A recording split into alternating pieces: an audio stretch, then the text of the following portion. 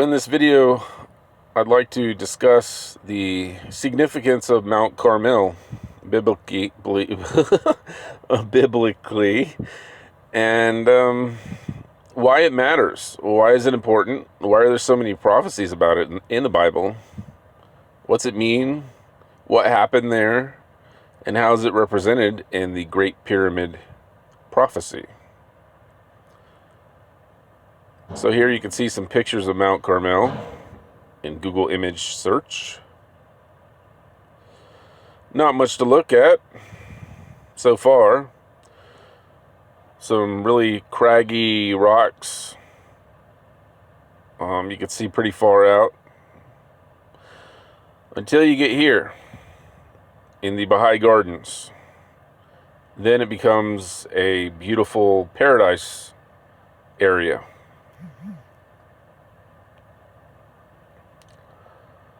Look at that. All those terraces leading to the top. All those beautiful ornamentation, trees, flowers of many different colors, and the golden dome of the Shrine of the Bob on Mount Carmel. It's so gorgeous. It must be one of the prettiest places on earth.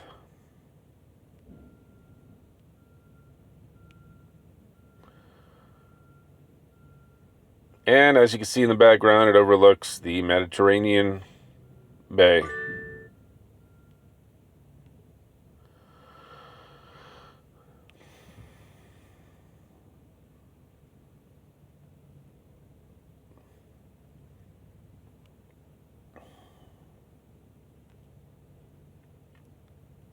And the Shrine of the Bob's beautiful as well. This is where the Bob's body is laid to rest. So the question, what's the significance of Mount Carmel? Rather than being a single mountain, Mount Carmel is actually a high wooded mountain ridge. In the Bible, Mount Carmel is best known as the site of the prophet Elijah's dramatic showdown with 850 pagan prophets. Carmel means vineyard, orchard, or garden. The vineyard of El, God the Most High. The garden of God. And reflects the fertile beauty of Mount Carmel's picturesque slopes. The mountainous ridge starts on the Mediterranean coast in the northwest part of Israel. At the south shore of the Bay of Akka. From there, the range runs southeast down the plain of Dothan, running along the northeast side of the ridge of the valley of Jezreel. And its highest point, Mount Carmel, reaches over 1,700 feet above sea level. So like this says, it's the scene of a story in the Bible about where the prophet Elijah, he challenged 850 Baal priests or false god priests to a duel. And Elijah sacrificed his bull and put it on his altar, and the Baal false god priests sacrificed their bull and put it on their heathen altar. And the challenge was, whose God can set the sacrifice on fire? And Elijah won, and he had the 850 Baal priests killed. And like this says, this was at a time when the king of Israel was married to Jezebel. This is the first time that the king of Israel married a pagan, possibly. Although I do recall Solomon marrying pagans. Well, that's what I read elsewhere anyways. So this was a significant event for some reason. Jezebel was very into her Baal religion. She supported the 850 pagan priests, and she spread the worship of these false gods throughout Israel. This was the king of Israel's wife, Ahab, king of Israel. So this says that they set up the altar to Baal at the top of Mount Carmel. Baal, the favorite deity of Jezebel, was reputed to be the god of rain and vegetation. Another version of his name is Bel, like Taco Bell.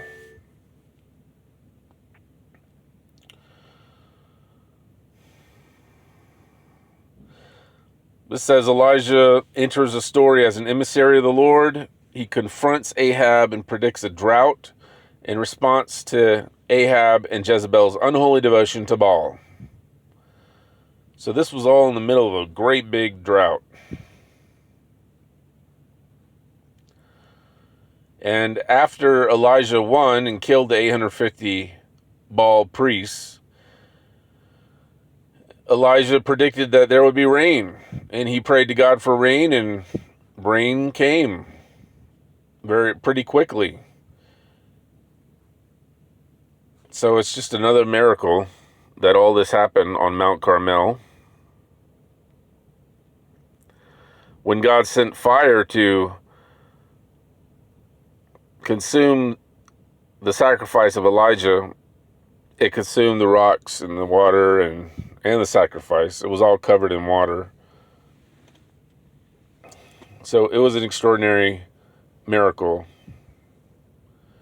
Lord, the God of Abraham, Isaac, and Israel, let it be known today that you are God in Israel, that I am your servant and have done all these things at your command. Answer me, Lord, answer me, so these people will know that you, Lord, are God, and that you are turning their hearts back again.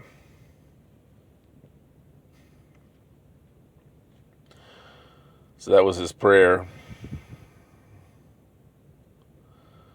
The people proclaimed, the Lord, he is God, the Lord, he is God.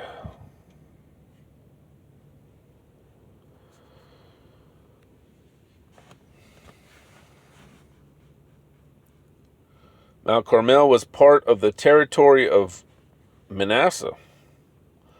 Like the region of Upper Galilee, it received plentiful rainfall in biblical times.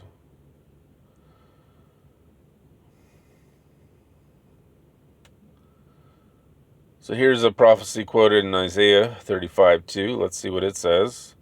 It shall blossom abundantly and rejoice with joy and singing.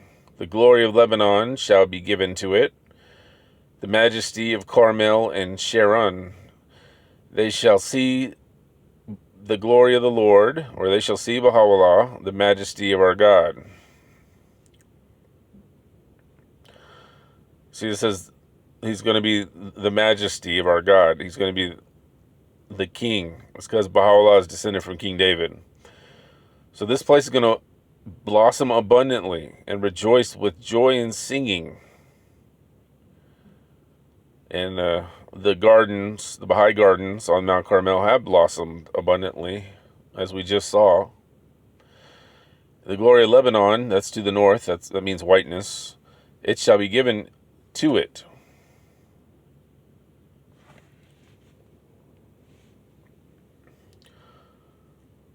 So this is a prophecy that predicts good things for Mount Carmel. The glory of the Lord, Baha'u'llah, is going to visit it. The majesty of our God. So that casts a positive light on it.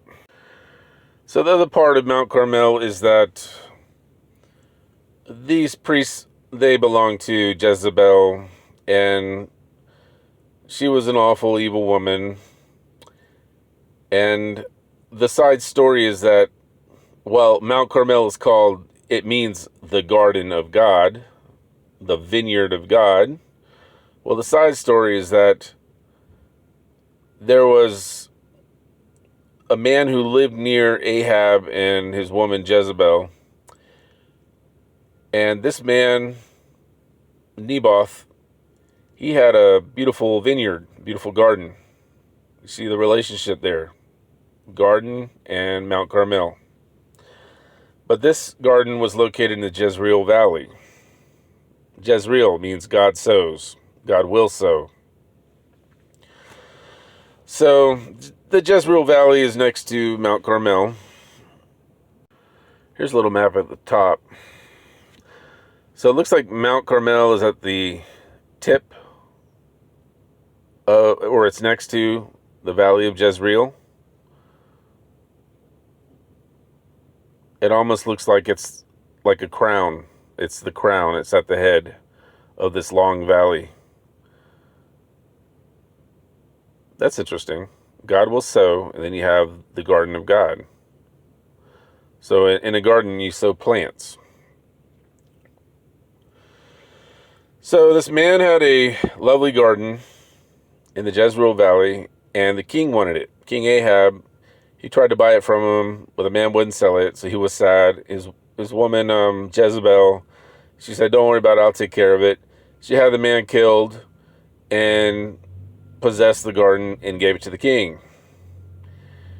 So Elijah, the prophet, came to the king, and he told him that something to the effect that God's going to punish the king and Jezebel.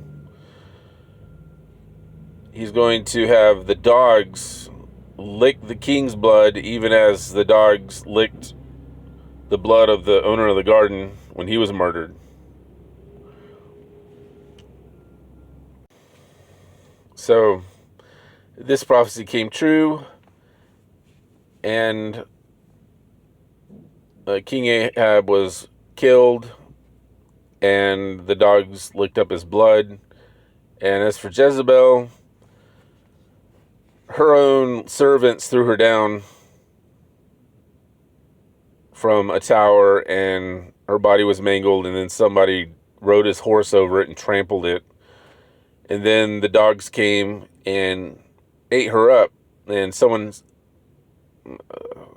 went to bury her, and all they found were her hands, her feet, and her skull.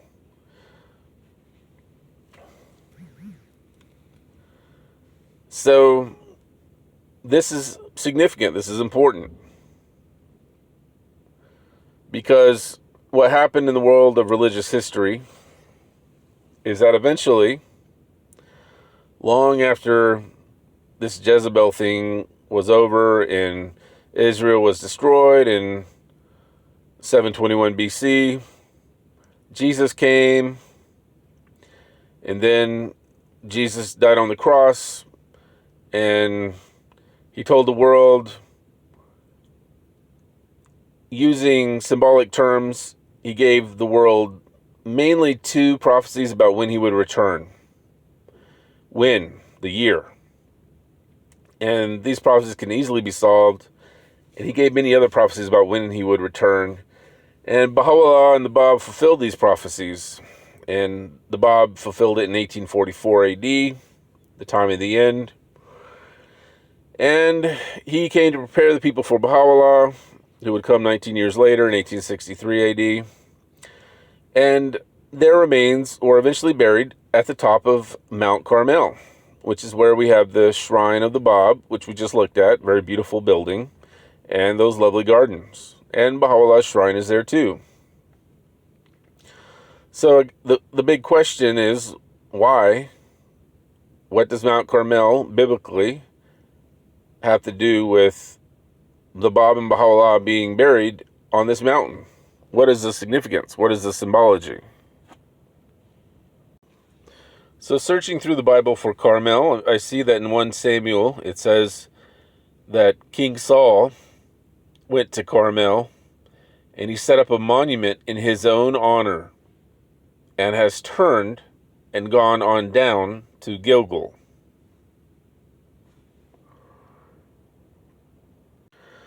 So another thing that happened in Mount Carmel is the story of David, Nabal, and Abigail, where David asked his men to ask Nabal for some food and help.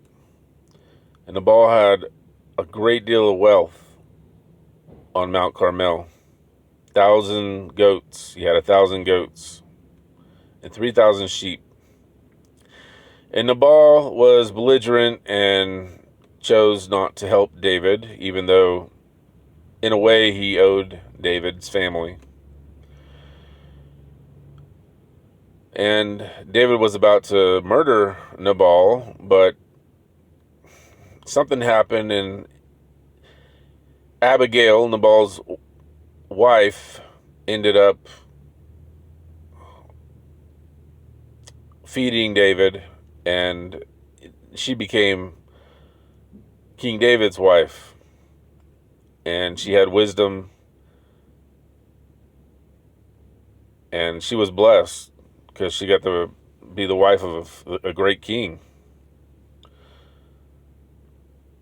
So that's another story in the Bible about something that happened significantly, that happened on Mount Carmel.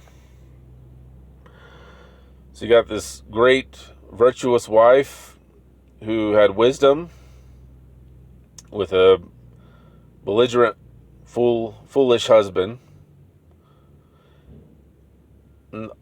I suspect Nabal may have died, like right then and there, just perished. I'd have to look into it further, though. And so you have this one story of a wise wife, and you have the other story of the king of Israel, and his wife was,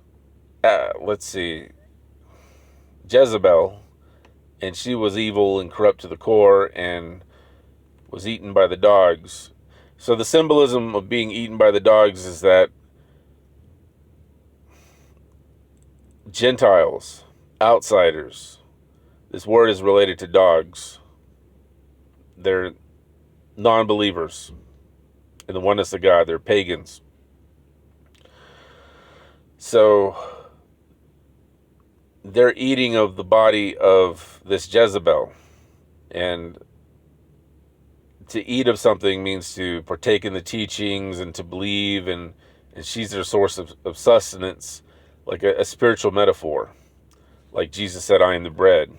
Well, she's obviously a very tainted, defiled source to eat from, food.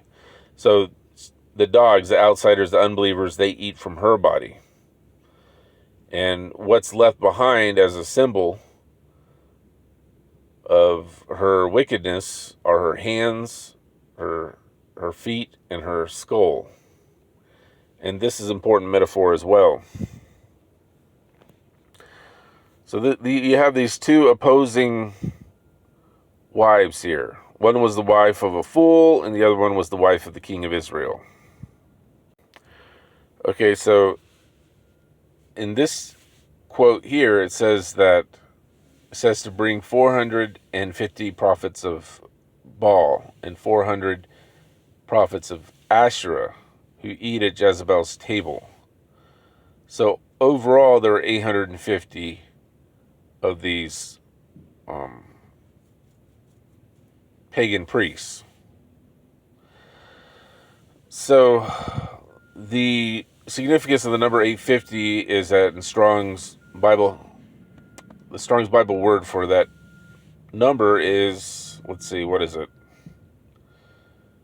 Effeminate. And recently in a video, I mentioned something that I found on the internet in passing. I didn't really look into it much, that said that Muhammad was effeminate. And after looking into it more, I can't find anything to verify that. So I'm going to have to correct what I said earlier.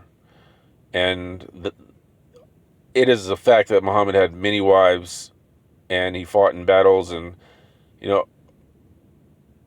and I just couldn't find anything to verify that there's any source whatsoever that said that he was effeminate. So, it's just, you don't know what you're going to find on the internet. And like I said, I really didn't want to even repeat that because I hadn't looked into it. So now I have. Well, there's one interesting correlation that I found just within my own life, the number 850. Song of Solomon, verse 5. I'm going to back up. Your neck is like an ivory tower. Your eyes are the pools of Heshbon by the gate of Bath Rabim. Your nose is like the tower of Lebanon, looking toward Damascus. Your head crowns you like Mount Carmel. Your hair is like royal tapestry. The king is held captive by its tresses. How beautiful you are, and how pleasing, my love, with your delights. Your stature is like that of the palm, and your breasts like clusters of fruit. I said, I will climb the palm tree. I will take hold of its fruit. So, like the relationship between the Jezebel Valley, God will sow, and Mount Carmel being at the head like a crown, like an ornament. There is that relationship. So these two places are intimately related, as King Solomon points out in this poem here. So here's Isaiah 33. The highways lie waste. The wayfaring man, or the man who crosses over, he hath broken the covenant. He hath despised the cities. He regardeth no man. The earth mourneth and languisheth. Lebanon, or whiteness, is ashamed and hewn down. Sharon is like a wilderness. Sharon is like a wilderness, or a desert. And Bashan and Carmel shake off their fruits. Now will I rise, saith the Lord. Now will I be exalted. Now will I lift myself up.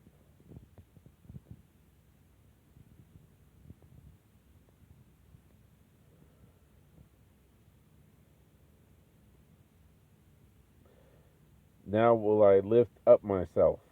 Ye shall conceive chaff. Ye shall bring forth stubble. Your breath as fire shall devour you. And the people shall be as the burnings of lime. As thorns cut up shall they be burned in the fire. Ye, hear, ye that are far off, what I have done. And ye that are near, acknowledge my might. Lord have mercy. The sinners of Zion are afraid, fearfulness hath surprised the hypocrites. Who among us shall dwell with the devouring fire? Who among us shall dwell with everlasting burnings?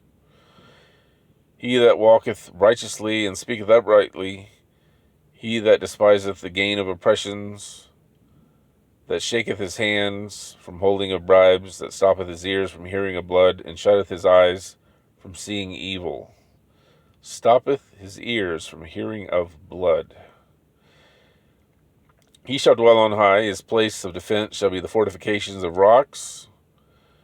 Bread shall be given him. His waters shall be sure. Thine eyes shall see the king in his beauty. They shall behold the land that is very far off. Thine heart shall meditate terror. Where is the scribe? Where is the receiver? Where is he that counted the towers? Like building 7. Thou shalt not see a fierce people, a people of a deeper speech than thou canst perceive, of a stammering tongue that thou canst not understand. Look upon Zion, the city of our solemnities. Thine eyes shall see Jerusalem, a quiet habitation, a tabernacle that shall not be taken down. Not one of the stakes thereof shall ever be removed, neither shall any of the cords be broken. But there the glorious Lord will be unto us a place of broad rivers and streams, wherein shall go no galley with oars, neither shall gallant ship pass by. So, what are the great broad rivers on the earth? Well, the Middle East has two, the Tigris and the Euphrates. Egypt has the Nile. America has the Mississippi. There's the Yellow River, the Amazon. What's this talking about? Oh, I know that the Pyramid of Egypt's on the Nile. The witness to the Lord, the Pyramid of Egypt.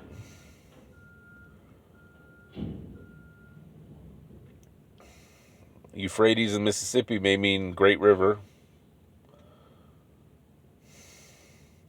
But there the glorious Lord, see, Bahai Lord, will be unto us a place of broad rivers and streams, wherein shall go no galley with oars, neither shall gallant ship pass by thereby. For the Lord is our judge. Well, there you go. Judge, judgment. That's Dan. That's the Jordan River.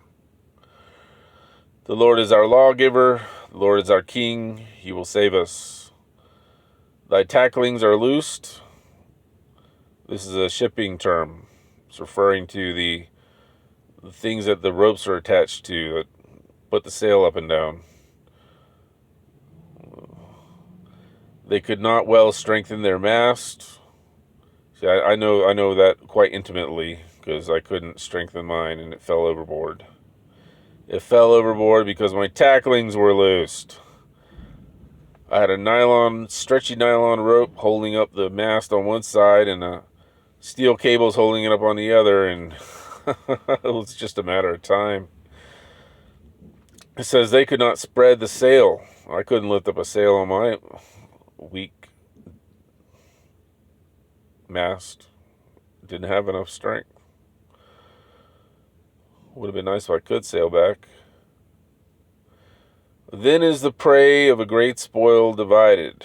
The prey of a great spoil. It's like the spoils of war. The lame take the prey. The lame take the prey.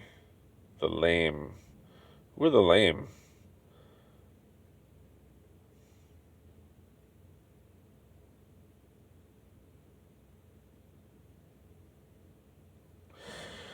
And the inhabitant shall not say, I am sick. The people that dwell therein shall be forgiven their iniquity.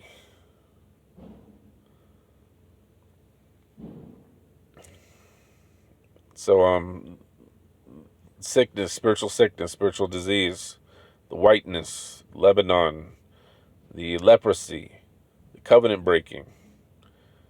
You know, the inhabitant of this place will know the covenant. They will understand God's religion and the way, and they will not be sick. They'll be freed from iniquity. Therein shall be forgiven their iniquity. So this reminds me of the Tablet of the Holy Mariner that Baha'u'llah revealed. That this great ark, the Ark of the Covenant, was unmoored, but it didn't go anywhere. And it's a story of the future. It said it's a prophecy. I'll have to look at that later.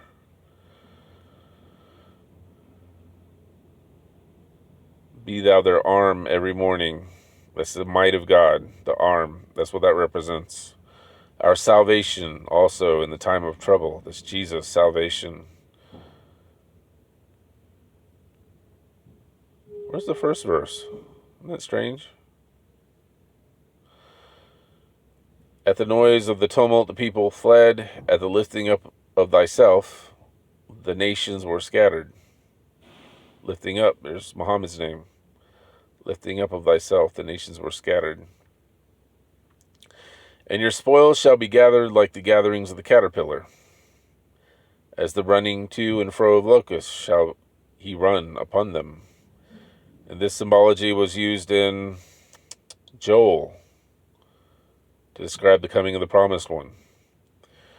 The Lord is exalted. I mean, in Joel it describes the coming of the promised one, Jesus.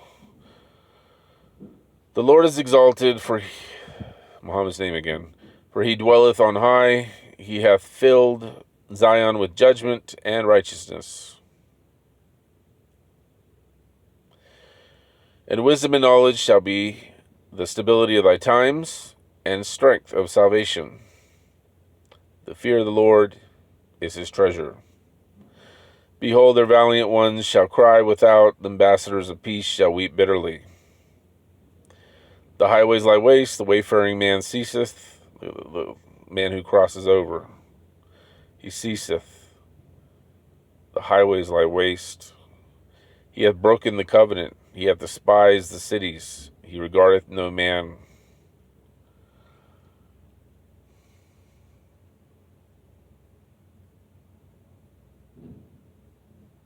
You know, if this is describing the same person as the king that it's also describing, then this is what they're saying about him, that he broke the covenant.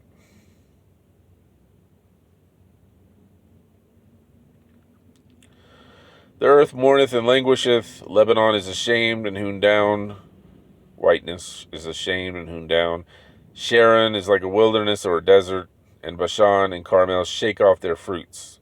This is metaphor. Carmel is the garden mountain of God. It shakes off its fruits. That seems to be symbolic of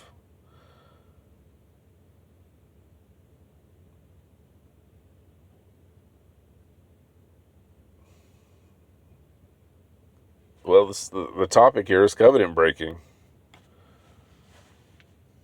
People were breaking the covenant in mass. And being related to Mount Carmel, that would be the Bahai area. I don't see how this could relate to the Baal priests.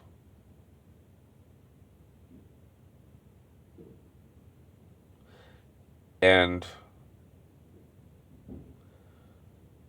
Ahab and Jezebel.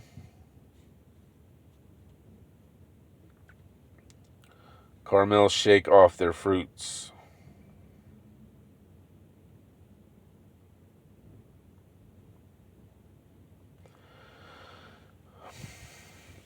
Now will I rise, saith the Lord. Now will I be exalted. Now will I lift myself up. Ye shall conceive chaff. Ye shall bring forth stubble. Your breath as fire shall devour you. See, this prophesies that whoever this Lord is going to rise up, he's going to have bad breath. And the people shall be as the burnings of lime, as his thorns cut up shall they be burned in the fire.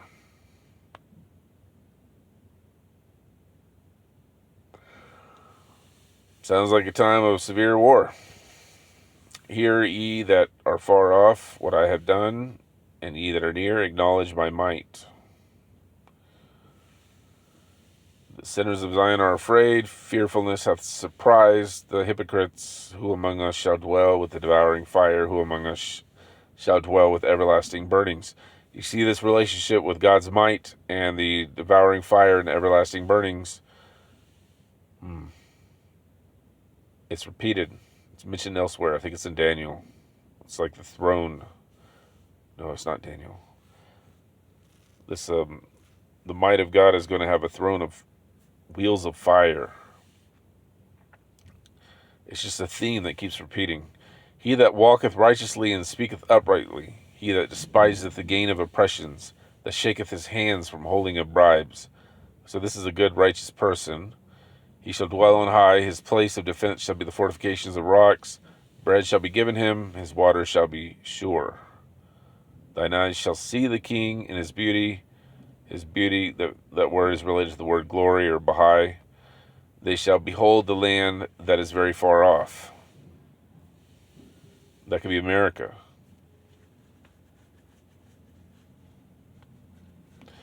Thine heart shall meditate terror. Where is the scribe? Where is the receiver? Where is he that counted the towers?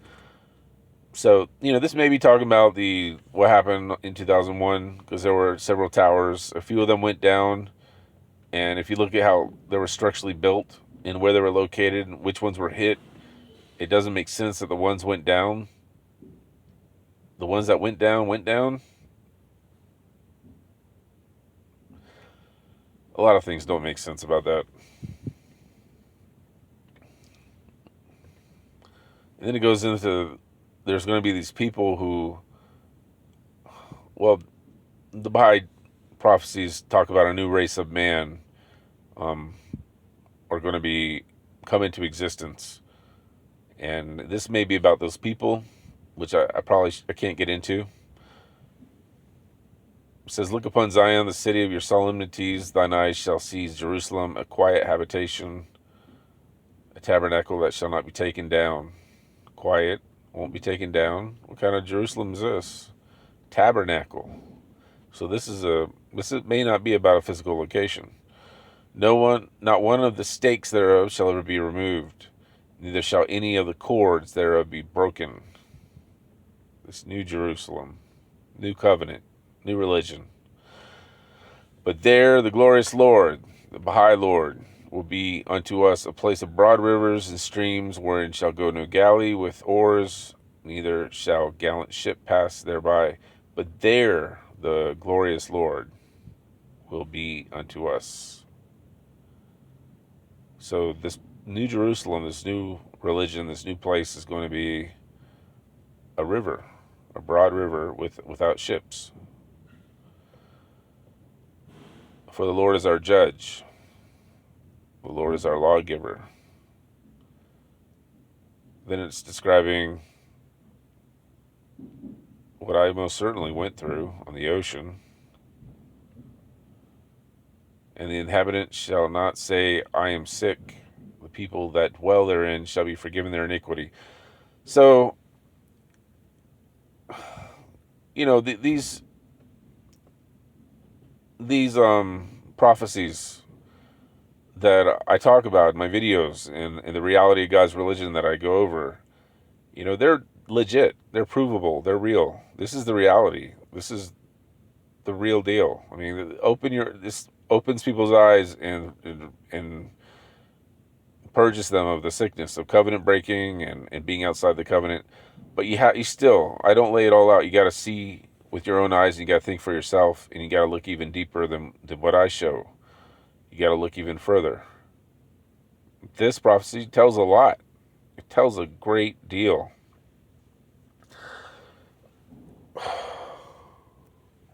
I didn't expect to run into this. I mean, this goes into Mount Carmel, where the fruits will be shaken, and that is the Bahai headquarters. And the fruits are going to be shaken off the tree in Mount Carmel, the garden of God.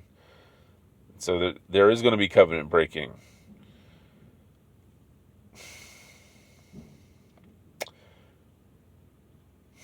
But I guess all I can really say about this prophecy right now is that pay attention and look into this stuff and look at what I'm saying and verify it for yourself and think for yourself.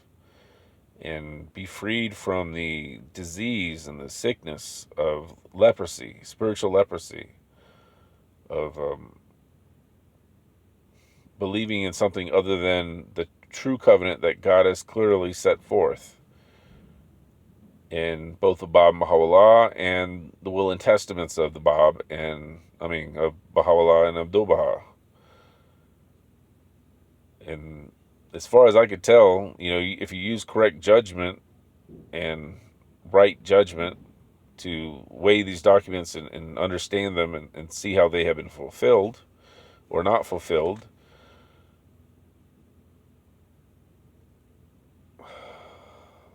that's one of the best things one can do to to be freed from this sickness.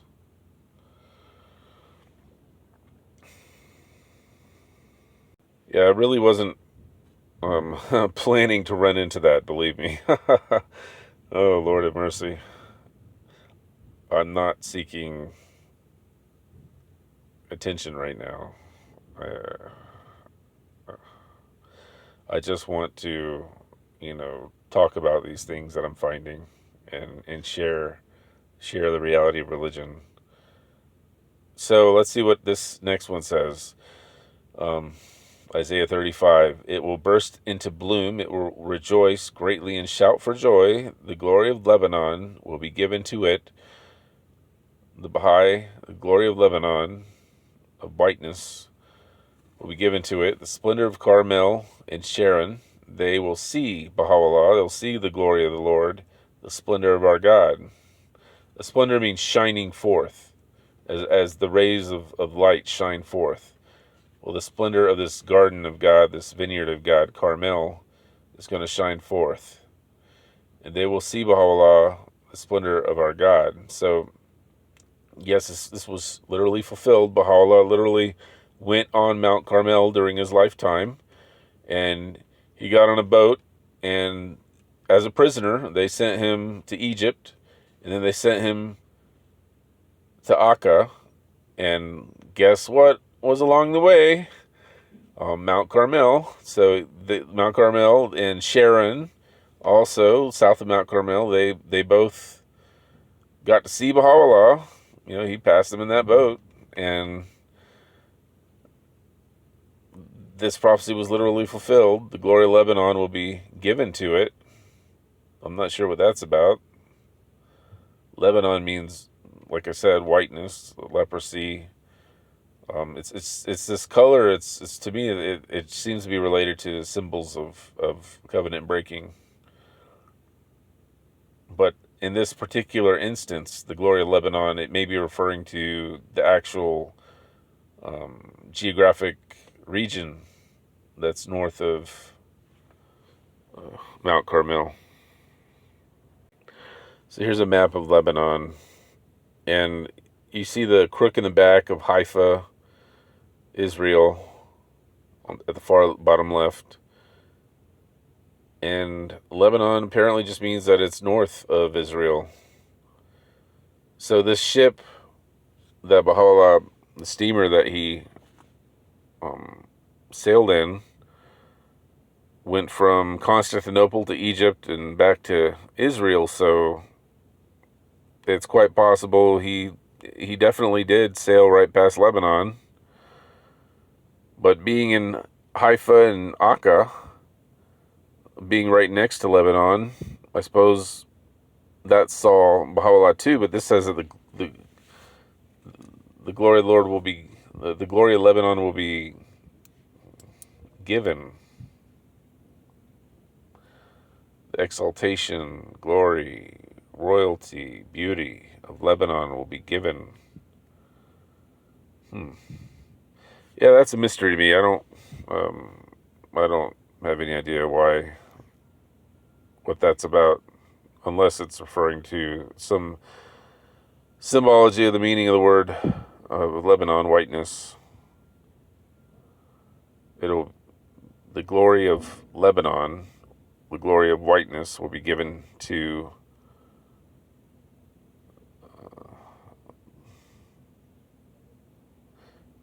it. Yeah, we're going to have to look at this in context to see what this it is. The desert and the parched land will be glad. The wilderness will rejoice and blossom. Now, these things have happened after 1844. The Jews, brilliant as they are, high IQ, they discovered a way to bring the water from the aquifers to the desert and have turned it into a garden. So they did. This prophecy is fulfilled now. It will burst into bloom. It will rejoice greatly and shout for joy. This desert, apparently. The glory of Lebanon will be given to it. The splendor of Carmel and Sharon, they will see the glory of the Lord, the splendor of our God. Strengthen the feeble hands, steady the knees that give way.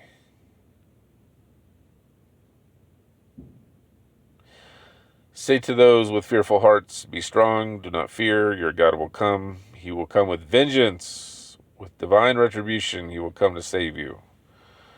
Then will the eyes of the blind be opened, and the ears of the deaf unstopped. Then will the lame leap like a deer, and the mute tongue shout for joy. Water will gush forth in the wilderness, and streams in the desert.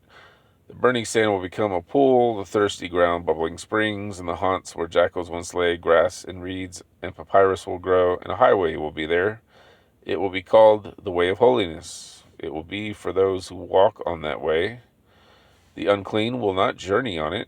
Wicked fools will not go about on it. No lion will be there, nor any ravenous beast. They will not be found there, but only the redeemed will walk there, and those the Lord has rescued will return. They will enter Zion with singing. Everlasting joy will crown their heads. Gladness and joy will overtake them, and sorrow and sighing will flee away. The desert and the parched land will be glad. The parched land. The wilderness will rejoice and blossom like the crocus. It will burst into bloom. The splendor of Carmel and Sharon, they will see Baha'u'llah, the splendor of our God. Strengthen the feeble hands, steady the knees. He will come with vengeance.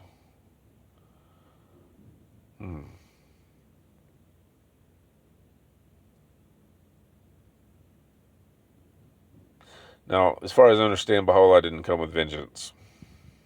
Not that I know of. But where it says he will come with vengeance, it says, be strong, do not fear, your God will come. Say to those with fearful hearts, it says, steady the knees that give way.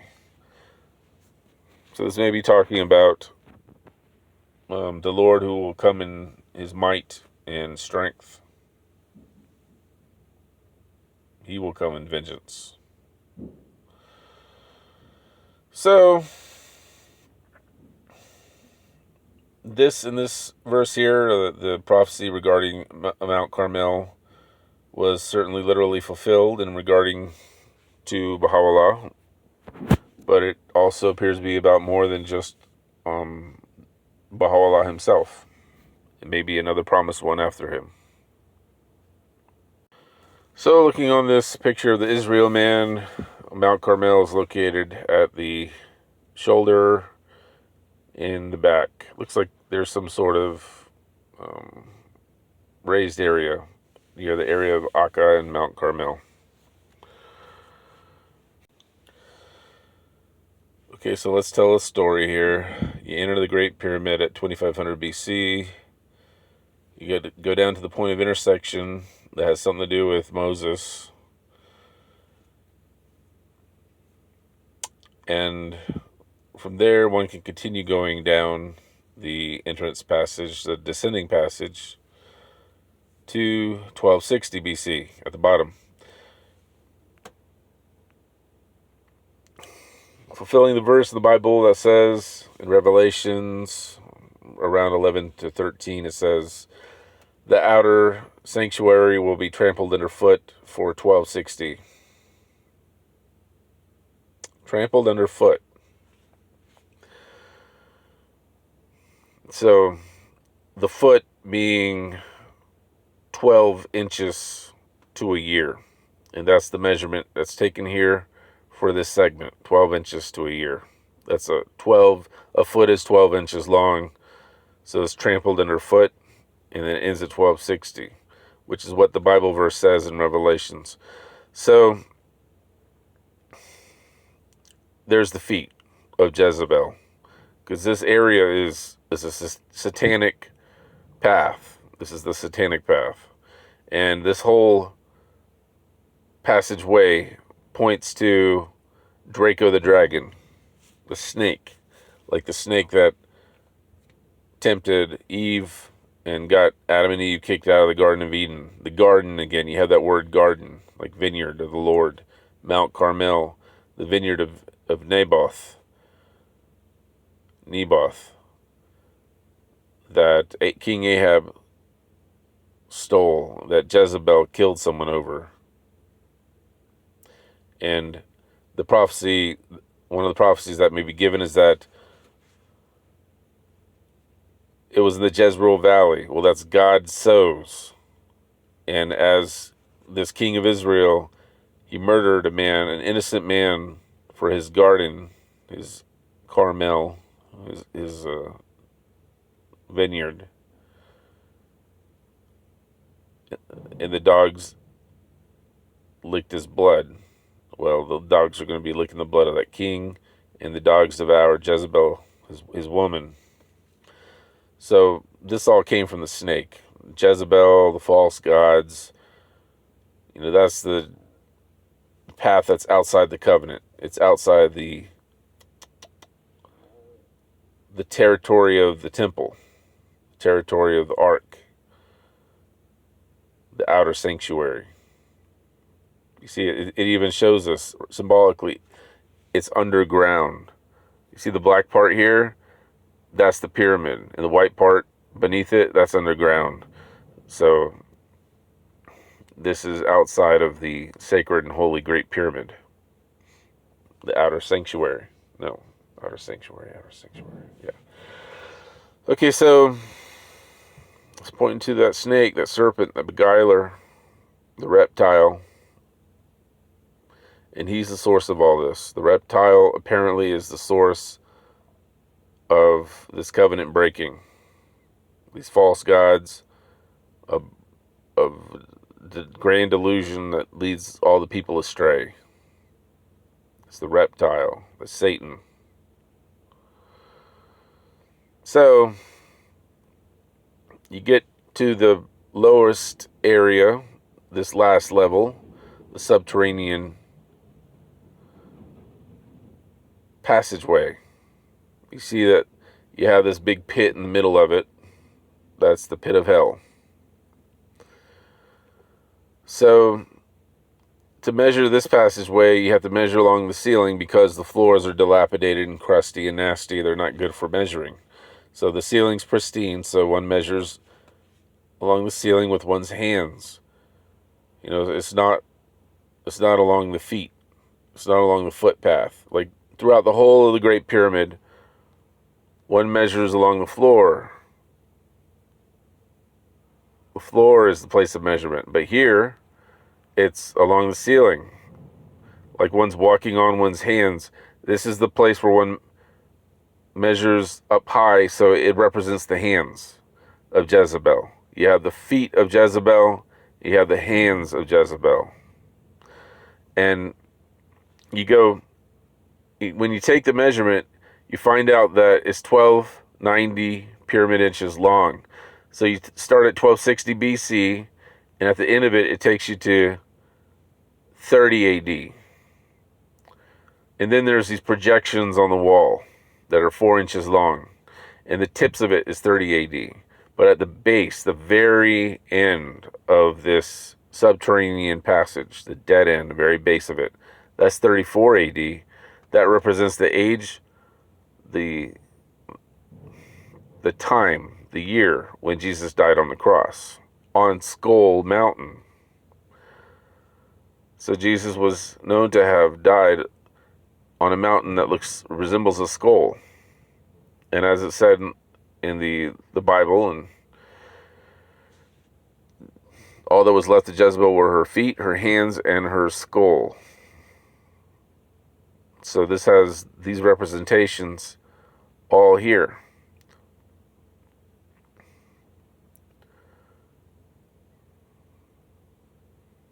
And this is the path of the dead-end path of Christianity, where it ends with Jesus on the cross and the Christians believing that Jesus was created without sperm, that he is not related to King David through the sperm of his father Joseph, that he is a direct creation of Almighty God who impregnated Joseph's wife directly, and therefore he's another God, and therefore he didn't die on the cross. I mean, yeah, he died on the cross, but he didn't stay dead. He wasn't buried. He wasn't entombed for long, because he rose up into the air and flew away on the third day. He flew into outer space, and he's still living up there. And some believe that he's communicating with the Pope every now and then. And this belief that Jesus is God and he's still alive, and he's in outer space, and his body, rose from the dead, like literally, this belief will keep the Christians from ever recognizing Muhammad as his return, or the Bab Baha'u'llah as the return of Jesus, because Muhammad, the Bab Baha'u'llah, were men. They died. Their bodies are buried, or they're in a tomb. Whereas Jesus is special. He's up in the sky. He lives forever. So the Jesus path is superior, because Jesus is another God. He's part of the three gods. He's part of the Trinity. Whereas your Muhammad and Bab and Baha'u'llah, they're just ordinary men. They died. You see? So this is the path here. These teachings and ideas that will always keep the Christians waiting for Jesus to come down out of the sky on a cloud, and for them to rise up in the air, and the dead Christians to come out of their tombs and rise up in the air with them and fulfill their idol of their false imaginings, their expectations of what has to happen. So that's what that represents. That's why, like, if you look at the other path, the ascending path, it ascends and continues on and is fulfilled by the religion of the Bab and Baha'u'llah. Well, this path points to Orion, the constellation of a man with a bow, the symbol of the covenant, and the red sash, the symbol of the high priest, and the sacrificial dagger, which the high priest had. So this is a divine ascension, the continuation of religion. And it doesn't come to a dead end in 30 AD to 34 AD. Christian scholars have arrived at these dates separately and independently from any of my research. I mean, I found the images of this timeline when doing a Google search for the Great Pyramid in 1844 AD. After meditating, I found it in a Google search, and lo and behold, I was amazed. I was stunned. I was like, God, I got to look more into this. 1844 AD, is that the Great Step? That's amazing. 30 AD, that's right here. So this is the ascending path, for those who are obedient to the covenant and Moses' teachings that there's only one God, and you're not allowed to use images and statues. And God continues. Those who use their intellect and could see that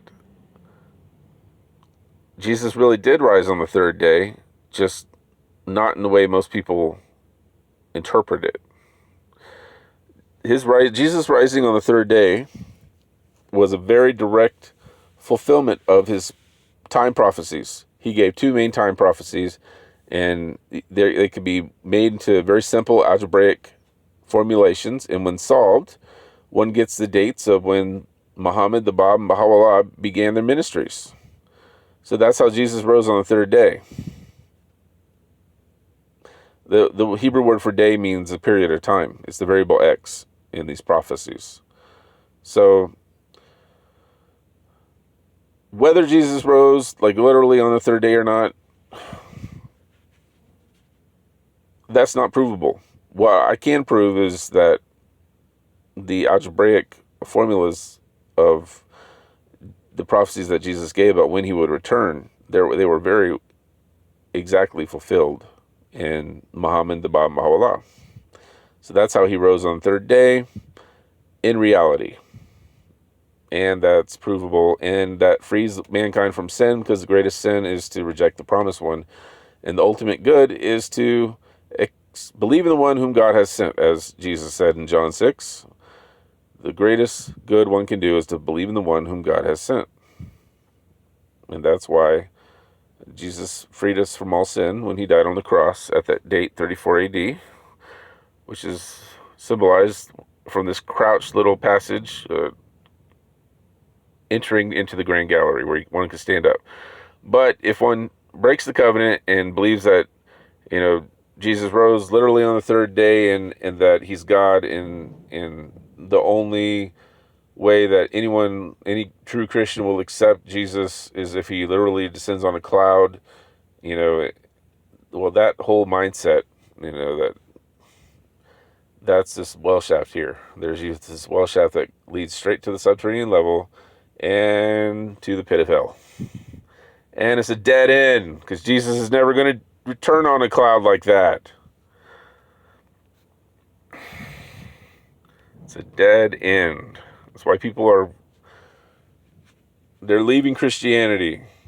They're changing, they're becoming anything but Christians, because they see the nonsense in this. The false ideas that so many Christians have fallen into that trap of. Well, the reality of God's religion, thank God, doesn't end with that. The horizontal passage continues, and the Queen's Chamber here, at the very end wall of it, that represents the date when Muhammad began his ministry. And to do that, you take the length from the end of the Queen's Chamber to the beginning of the Grand Gallery, divide by 3, and then you add that to, 30 AD. You end up getting, this date when Muhammad began his ministry, right at the end of the wall there, the Queen's Chamber. And that's a miracle, but why 3? What's the deal with 3? Well, there's an important thing with 3, and the relationship between when Muhammad began his ministry and when the Bab began his ministry in 1844 AD, because the year that Muhammad began his ministry is a third. It's a third of the year of when the Bab began his ministry. Yeah. Yeah, it's actually quite miraculous. And so there's your 3 loaves of bread that the New Testament, that Jesus predicted the kingdom of God would be like. 3 unleavened dough balls. And if you look at Isaiah 60 and 61, especially Isaiah 61, it says that the clothes of praise will have a double portion. And the clothes represents the kingdom. And praise, Muhammad's name means praise. So it literally says, if you understand symbology, it says the kingdom of Muhammad will have a double portion. So, let's see. The religion of Islam began from 614 to 615 AD, when Muhammad began his public ministry. 614 to 615. Well, that's 614 and a fraction. Multiply that times 3, and what do you get? You get 1844 AD. So, the Christian dispensation was from the beginning of the Christian calendar to when Muhammad began his ministry, 614 and a fraction AD. And then the Islamic dispensation was from 614 and a fraction AD to 1844 AD. So that's twice as long as the Christian dispensation. So just like it says in Isaiah 61, it says that, The kingdom of Muhammad will have a double portion. And it also mentions in Isaiah 61 the kingdom of Jesus. It talks about the close of salvation there. It, it's not like in Isaiah 61 it talks about the close of all these different things, the close of salutations and the close of happiness and the close of peace. It doesn't. It mentions the close of Muhammad and the close of Jesus. And it says that Muhammad's going to have the double portion. And that's exactly the ratio. And that's why this is 3. You got to divide by 3 to get the year that Muhammad began his ministry. When you're measuring this portion to the horizontal chamber that leads to the Queen's chamber, the horizontal passage here, it's a 3-day prophecy also. Destroy the temple, in 3 days it'll be rebuilt. A day to the Hebrews meant a period of time. Any period of time. It just happened to be that it was talking about the day of Christianity, the advent of Jesus Christ. And then that times 3, you get 1844 AD when the Bab began his ministry at the beginning of the Great Step. And the religion of God continues. Praise be to God. It continues to this day. And it's all represented here. It's amazing. This is a great miracle in stone, they call it. The witness to the Lord, Isaiah 19:19, the witness to the Lord. It describes exactly where it's located. And the path of ascendancy of God's religion, it begins at the creation date, whatever that is, whether it's 4000 BC or this one. And it continues in Moses. The choice is to obey God's law or not. Moses was all about the law. Those who choose to obey God's law, that there's only one God, don't use statues, don't use images, they can continue ascending. But for those who disobey, there's this dead end. It all ends when Jesus died, and it will never continue from there because they're expecting something to happen that will never happen. Jesus said, John 6, he said, the flesh is of no avail. It's not about the flesh. And people think that, his flesh is God and it's going to come back down on the cloud. It's just, anyone with a brain, anyone who's gone to school, they could see that that's ridiculous. And Jesus said it's not about the flesh in John 6. So, what's this have to do with Mount Carmel? Everything. The Bab and Baha'u'llah are entombed on Mount Carmel.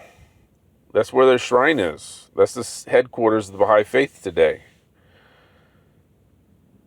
Bahai World Faith headquarters all over the world, Mount Carmel. That's where it's at. That's where the Bab and Baha'u'llah's bodies are buried.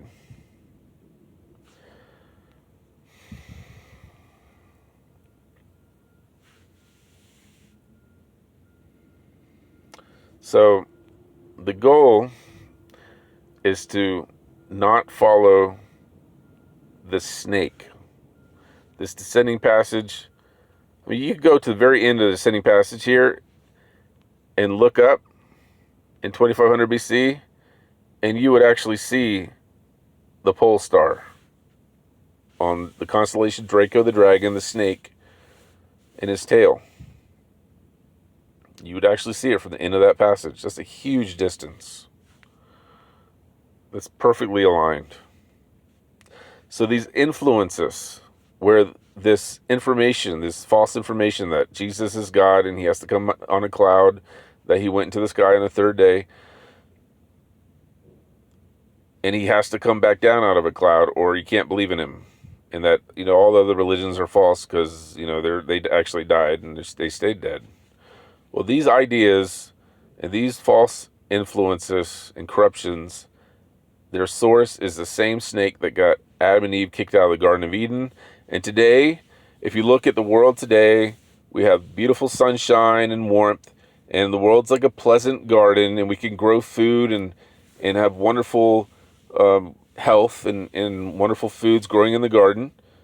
And after World War III, when this snake gets done with everybody, Everybody gets, these poisons in their bloodstream, and their DNA is all screwed up, and they can't grow food, and the temperature's cold, and everyone's struggling to survive. Well, we'll be outside of that garden all over again. It's the same snake kicking us out of the garden. You see these relationships? They're very real.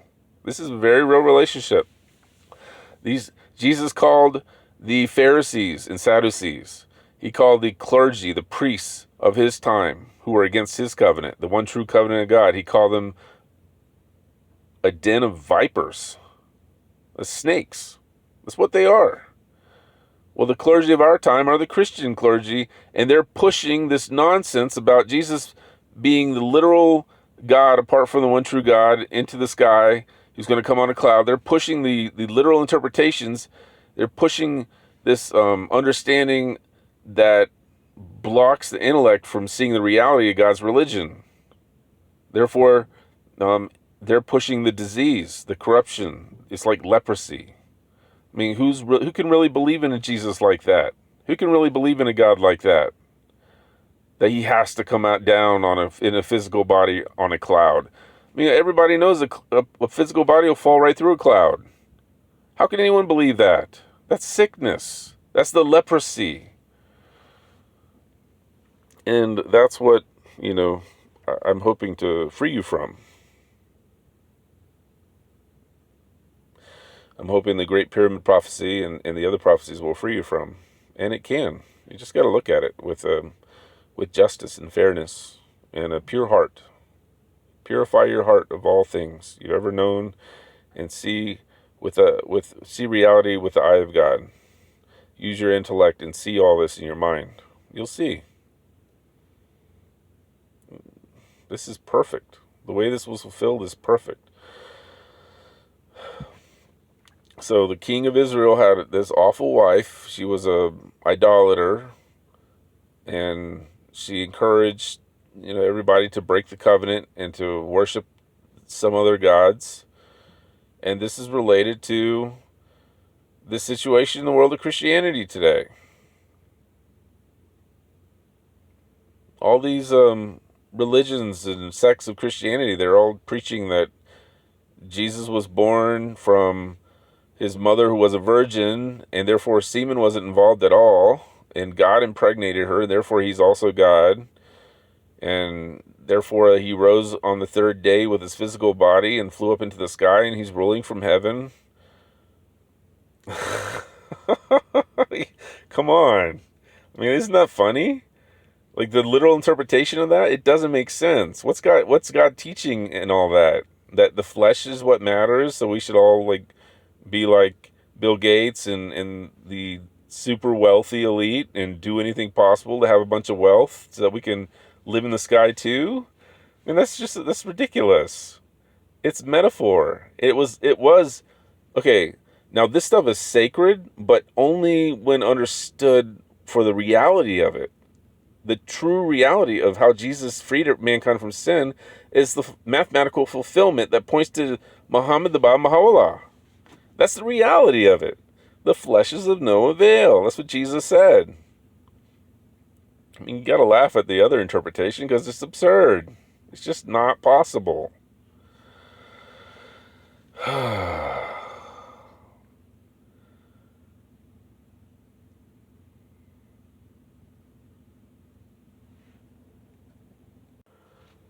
So don't let that Jezebel lead you astray as well.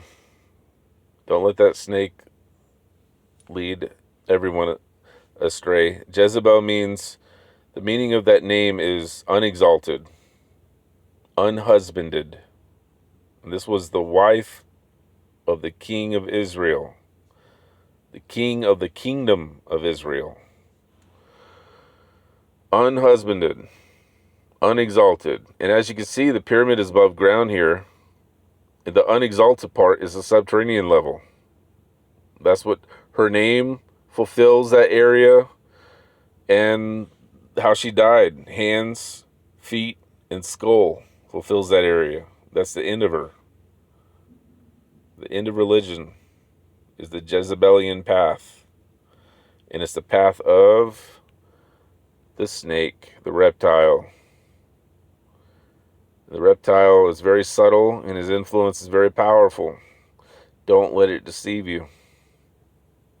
It's very real. It's very alive today. I've seen it with my own eyes. It's cruel. It's so cruel.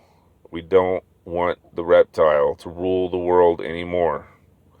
We can be freed from this stuff, but we need to get real with the covenant and do some real investigation and some real reading of the Will and Testament of Baha'u'llah and the Will and Testament of Abdu'l-Baha, and study the reality of the covenant of today. Believe in the covenant of today with all your heart. Know beyond a shadow of a doubt that the covenant makes sense too. And you see, just as it points to the testicle of this stick figure guy with the symbol of the covenant, the bow, and the sash, and his shoulder is highlighted as well. And it's pointing us all to the fact that it is the seed, the sperm of King David that was blessed. And it is through the sperm of King David and the descendants that were created from that sperm and their sperm that created Jesus. And that's why Jesus was blessed with the messianic blessing, because he's a male sperm descendant of King David. And Baha'u'llah is also a male sperm descendant of King David, a Messiah, a Christ. That's what that points out too. That's the path of the ascending passage. That's the path of the true covenant that continues, that we all got to believe in to be aligned with the true covenant. And there's power in the true covenant. There's salvation power and the power to change one's life and to immortalize one's soul.